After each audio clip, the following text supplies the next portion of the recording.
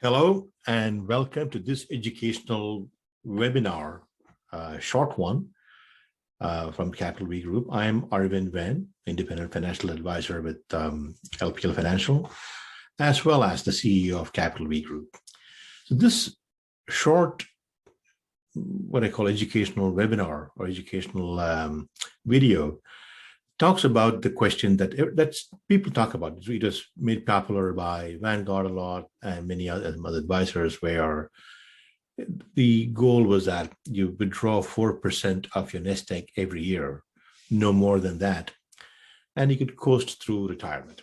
Now, let's see if that still holds.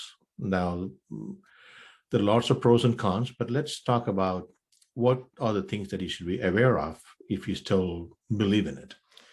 So before we go any further, I just also want to point out that this is meant to be completely educational, should not be considered financial advice or tax or legal advice. You should speak with a qualified professional, or just reach out to us and we'll be happy to give you a consultation, complimentary, for listening to this podcast or this webinar.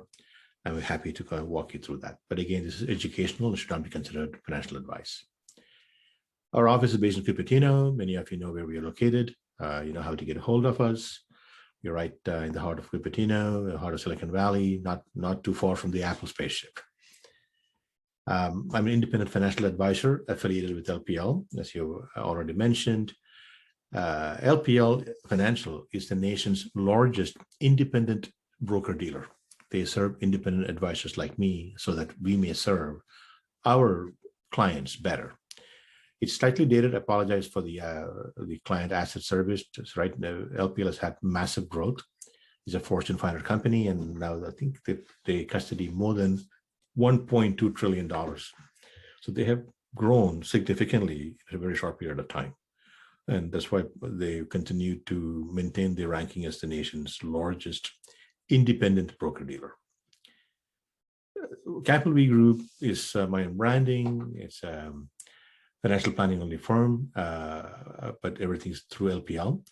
But do let us know. Our website, please do check out our website, capitalvgroup.com. It's a lot of content in there, as this content also, but we have the podcast, 15 Minutes to Financial Freedom.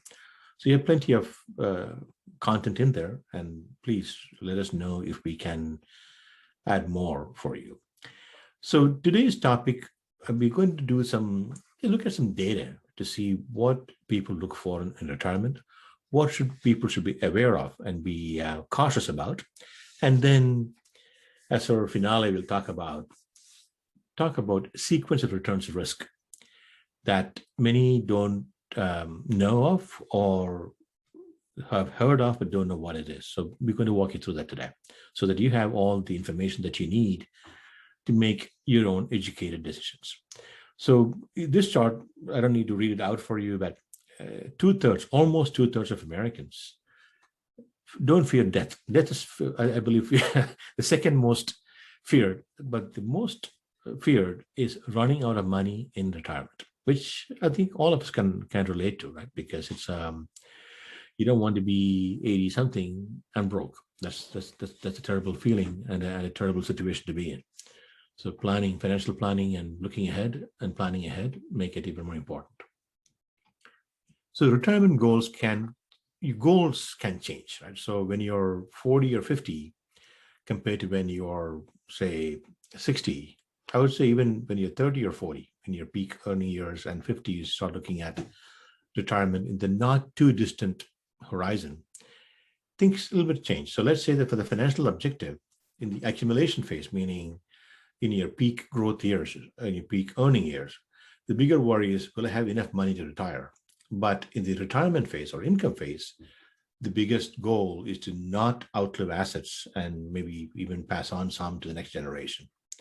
Asset allocation, right? It's in the accumulation phase, younger people worry more about investment allocation, so that can they get alpha? Can they potentially get a better risk-adjusted returns? Whereas in retirement, it's all about withdrawal allocation. You don't want to be withdrawing too much, or you may be running out of money before you leave the planet, which you don't want. And time horizon, the biggest thing, right? Okay, you say I'm going to retire 60, 65, 67, 70. You have a time in mind, but we do not know when we pass on. So life expectancy is a big unknown. So people live longer, people eat healthier, people exercising more. So it's good to assume that people will live longer.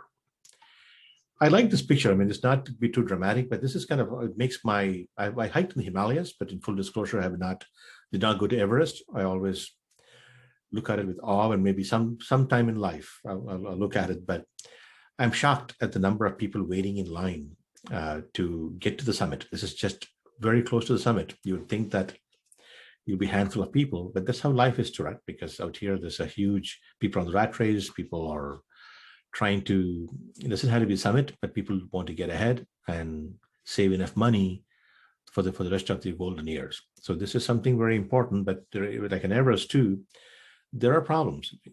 Most of the fatalities happen on the way down, or a major part, not on the upside.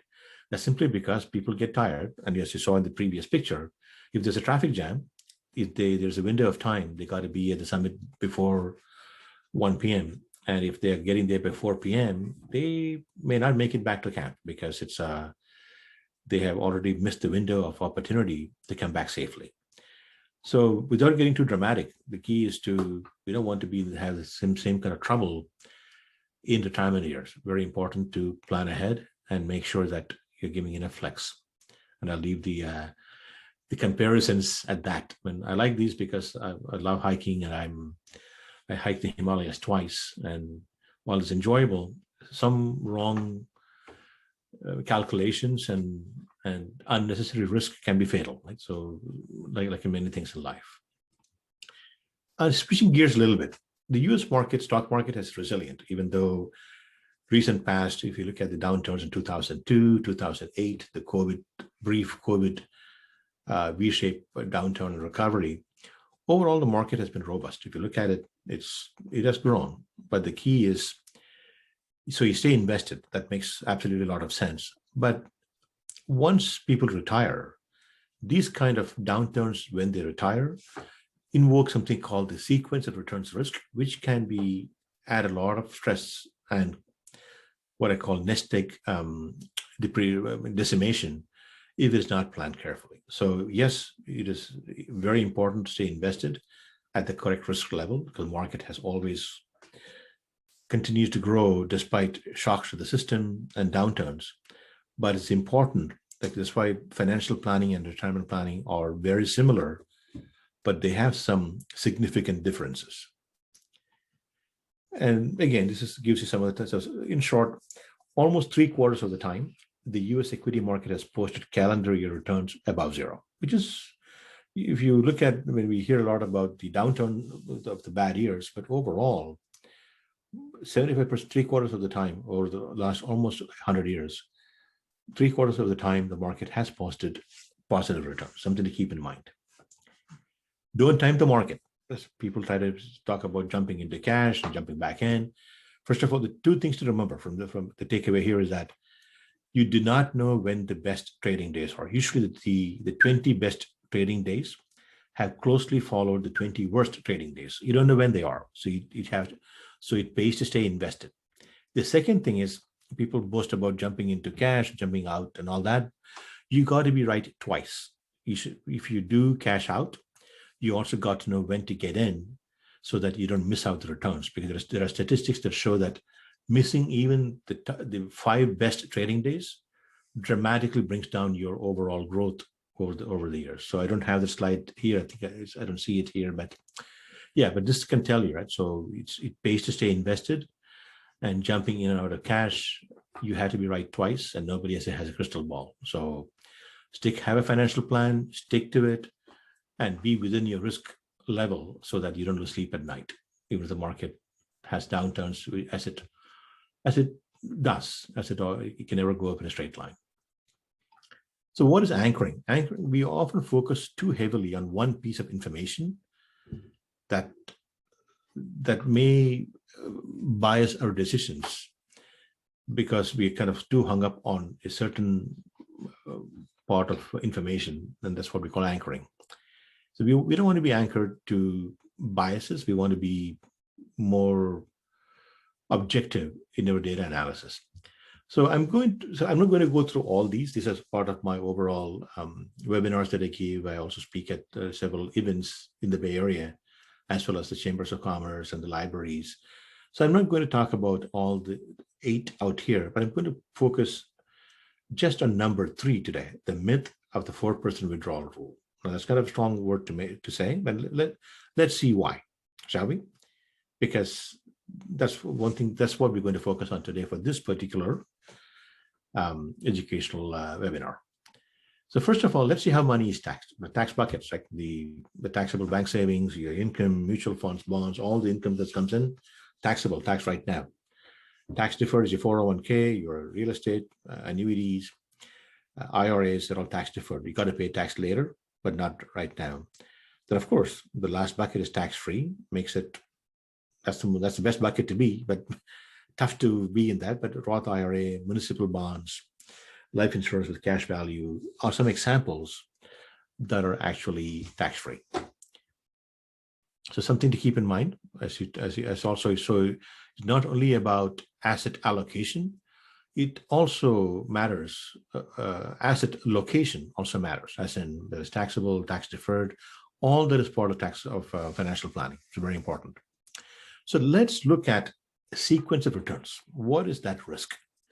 It is, to put it simply, it is unfavorable. It's just a matter of bad luck if you say retire into a bad market. Let's say someone who retired in 2008 probably was significantly exposed to sequence of returns risk, whereas someone who retired in 2014 retired into a bull market where that risk was lower. So should we consider that? I would say absolutely, because luck is good to have, but luck cannot be a retirement strategy. I would not recommend that. So you definitely want to wish for luck, but you also want to plan in the event that you retire into a market that is the start of a bear market. So that's when you can see what the slide is saying, but overall, that's what I mentioned is just the gist of it. So let's look at a couple of examples here and see how it works. I know there's a lot of numbers in here, so let me just give you the high level here. So here's a hypothetical retired couple. They have $1 million portfolio. They are getting 6% average annual returns, right? So on average, let's say they're getting 6%. It's hypothetical, like every year it'll be different, but let's say they're getting 6% every year without fail. They are taking $50,000 out every year. They're taking adjusted upward, but yeah, so they keep $50K out. They need that every year. Inflation 3.5%, but overall, right now it's higher, but over a longer period of time, it kind of evens out. So let's just stick with 3.5% for now. You can always adjust that later. So let's see what happens in this scenario.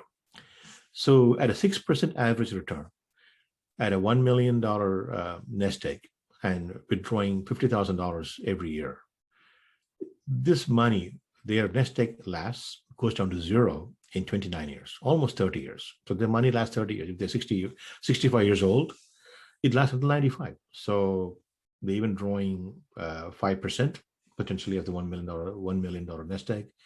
So luck is in their favor. So they get away unscathed. Let's see what happens next. In this scenario, let's say this hypothetical couple is retiring into an up market. Let's say a year like a 2014 or 2015, where the markets were going up.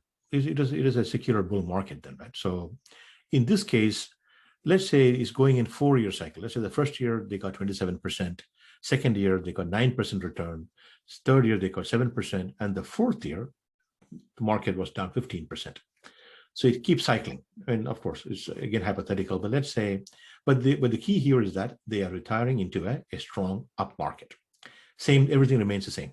They have $50,000 annual withdrawals. Let's see what happens here.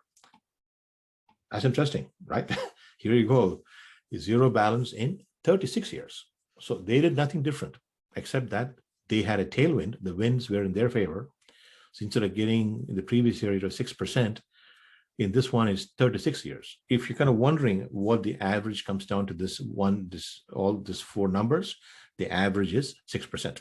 If you do the overall math, 6%. So all things remaining the same, zero balance is 36 years. So they get an extra 7 years bonus just because the tailwinds were in their favor. So let's see what happens. Let's say they retired into a 2002 or 2008 or another bear market that may happen in the future. Everything remains the same, except that all now that's happening is that the first year they retire into a down market. The market is around 15%. So their nest egg is also obviously down. But the next year is 7%, then 9, then 27. It keeps cycling, just like the ones before. Average is again 6%. But let's see what happens when this will be interesting. Let's go look at it. Wow. Their money ran out in 23 years. They did nothing different. $50,000 per year withdrawal, on average 6%. But the biggest difference is that the first year they retired, the market was down 15%.